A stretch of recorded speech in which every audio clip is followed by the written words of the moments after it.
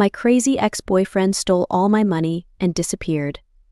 I was devastated, but I tracked him down and did the exact same thing to him. The aftermath drove him insane, and he ended up getting himself imprisoned. When I first met my boyfriend Ken, I opened up to him about my past relationship. I told him how abusive my previous partner was, and Ken assured me that he would take care of me. Not even 2 weeks into our relationship, he was sending flowers to my workplace. We started dating quickly, and unlike most sociopaths, Ken didn't change after we got together. For an entire year, he was the perfect boyfriend, and I honestly thought I was going to marry him. But one morning I woke up and he was gone, along with all of his belongings. I tried calling him, but he wouldn't respond. I began searching through drawers, hoping to find some clue as to what happened. That's when I noticed some of my valuables were missing: my watch, my earrings, and even the couple $100 I had in my wallet. As if that wasn't bad enough, I logged into my bank account only to discover that he had drained every cent. All $100,000 I had in savings was gone. At the time, I was living beyond my means and couldn't keep up with rent after losing all that money. After 3 months of failing to pay rent, I was evicted and found myself homeless. The following weeks were a blur. I couldn't eat or sleep, and debt collectors constantly bombarded me with calls. I was humiliated. I had gone from having everything: love, a stable life, financial security, to having absolutely nothing. My family was shocked, but I couldn't even bring myself to explain what had happened. It was just too embarrassing. I started living out of my car, parking in different places each night to avoid attention, but I knew it was only a matter of time before someone noticed. I still had a few belongings crammed in the back seat, but each day it felt like I was losing more, whether it was my dignity, hope, or another unpaid bill. Eventually, I realized I couldn't handle it on my own, so I called Kayla, my best friend. We had met in college, and though we had drifted apart after starting our careers, we always kept in touch. When Kayla found out what had happened, she didn't hesitate for a second. She immediately offered me a place to stay. At first, I resisted because I didn't want to be a burden, but she wouldn't take no for an answer. "You're moving in with me, end of discussion," she said, crossing her arms and giving me a look that said she meant business. With no other options, I packed up the little I had and moved into her spare bedroom. It wasn't much, but it was 1,000 times better than sleeping in my car. That first night, I cried myself to sleep out of sheer relief. I was beyond grateful that someone still cared about me after everything I had been through. For a while, I stayed at Kayla's place, applying for jobs and trying to get my finances back on track. But no matter how hard I worked, one thought kept gnawing at me: Ken was out there, living his life with my money, probably laughing about how easily he had fooled me. The rage I felt was overwhelming. I wasn't the type to let things go easily, and the more I thought about it, the more determined I became to track him down. I knew it was crazy, and I debated whether I should just let it go and focus on rebuilding my life, but I couldn't. That's when I decided to hire a private investigator. It was a stretch because I didn't have much money left, but I scraped together what I could and hired someone to find Ken. It worked. Around the same time, I had started working at a coffee shop, so I was beginning to earn a little income again. I needed to know where Ken was, what he was doing, and if there was any chance I could get my money back. After a few weeks at Kayla's, I started feeling guilty. As much as she assured me that I didn't need to worry about rent, it didn't sit right with me. She was my best friend, and I couldn't take advantage of her kindness.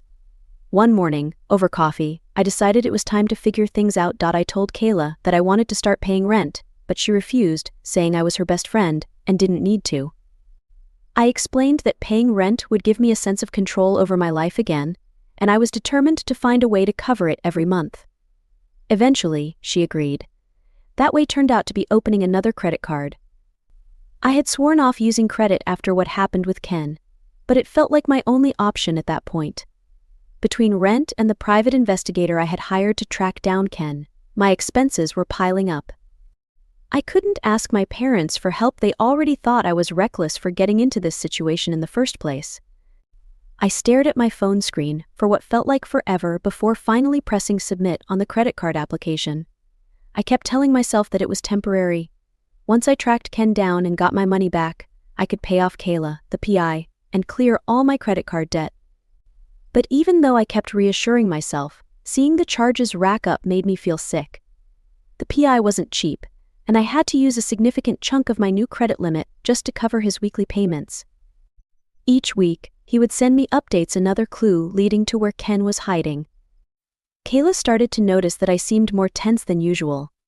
One night, as we were watching TV, she asked if everything was okay, casually mentioning that I seemed stressed. I didn't want to burden her with the details, so I said I was just trying to balance everything. She suspected it had something to do with the PI and told me not to go through with it, that I shouldn't have to go broke trying to fix this. She was right, but I didn't tell her I had already gone through with hiring the PI. I felt guilty for hiding it, but I kept telling myself that once this was all over, I would get my money back and pay her back too. I just needed more time. Kayla gave me a look but didn't push further. I was already in too deep, and I had to believe that it would all work out. Within 2 weeks, the PI tracked Ken to another city. He was living under a fake name, using false documents, and still living off the money he had stolen from me. When I saw the pictures of Ken, the anger inside me reignited. I wasn't going to let him get away with it, but I needed help. That's when I thought of Sarah. Sarah and I hadn't spoken in years, but back in college, we were close. We hung out with the same friend group, and if there was one thing to know about Sarah, it was that she thrived on chaos. She was always getting into trouble but was incredibly smart about it. I knew she could help me get back at Ken. I reached out to Sarah and explained everything what Ken had done and how I wanted to ruin him, not just financially, but emotionally. I wanted him to experience the same pain and betrayal that I had. Sarah asked what was in it for her. I promised her a portion of the money once I got it back, and with that she was on board. The plan was simple. Sarah would seduce Ken, gain his trust, and worm her way into his life, just like he had done to me. Then, she would take everything from him: his money, his dignity, and his sense of control. The first time Sarah saw Ken, it was almost too easy. He was sitting at a bar, and she, wearing a tight black dress that hugged her curves, confidently walked right up to him. They talked for a while and danced for hours. Sarah had a way of capturing his attention without giving everything away. Within a few weeks, Ken was wrapped around her finger. He had no clue she was working with me. She played the part of the doting girlfriend perfectly, hanging on his every word and pretending to care about him, just as I once had. Ken fell for it completely. I watched from the sidelines as Sarah executed our plan flawlessly. Late one evening, my phone buzzed, and Sarah's name lit up the screen. I answered the phone, already knowing from her timing and the way she had been handling Ken that something big was about to happen. "Guess what, babe?" Sarah said, sounding excited. I asked her what was new, and she said, "I got him." She explained that Ken had finally given her access to his bank account, everything. Dead serious, Sarah confirmed. She had convinced Ken that she needed access to help manage his expenses and take care of him, and he was more than happy to hand it over. We talked about the next steps, and together, we created a new account under a fake name. Slowly, we started funneling money from his account into ours, and when we decided we had enough, we'd drain it all in one go. My heart raced as Sarah laid out the plan. I knew it was risky, but after everything Ken had put me through, I didn't care. He deserved to lose everything, just like he made me lose everything. The thought of him trusting Sarah, thinking she was his savior, only to discover she was working with me the entire time, was deeply satisfying. "It sounds perfect," I agreed. Sarah said she would handle setting up the new account, since she had more experience with this kind of thing. I knew this wasn't her first time doing something like this, so I trusted her completely. She assured me there would be no way to trace it back to us, and by the time Ken realized what was happening, the money would be long gone. After I hung up, I felt a wave of satisfaction wash over me. Everything was finally falling into place. Ken had destroyed me, taken everything I had, and now it was his turn to lose it all. When the time came to transfer the money, I waited anxiously by my phone for hours. I expected a call from Sarah any minute, but as time passed, my nerves started to build. It was taking longer than expected, but I convinced myself she was just being extra cautious. After all, we had planned this out perfectly, and there was no way she would just disappear. We were in this together. But when midnight came and went, and I still hadn't heard from her, a sense of dread started to creep in. I checked my phone, no missed calls, no messages. I texted her, trying to keep it casual, but there was no response. I waited, staring at my screen, hoping for a reply that never came. I clicked on her profile picture, about to send another message, when I noticed something strange. Her account was gone. The chat we'd been using for weeks was suddenly empty, no profile picture, no username. A cold wave of realization hit me. Panicked, I checked my other social media accounts, but it was the same. I was blocked on everything: Instagram, Facebook, even TikTok, where we used to send each other memes. It was as if she had vanished into thin air. She was gone, and so was the money. My stomach dropped. Sarah had played me just like Ken had. I tried calling her, but it went straight to voicemail. I dialed again and again, but nothing. She had completely cut me off. I sat back on the couch, clutching my phone in disbelief. How could I have been so stupid?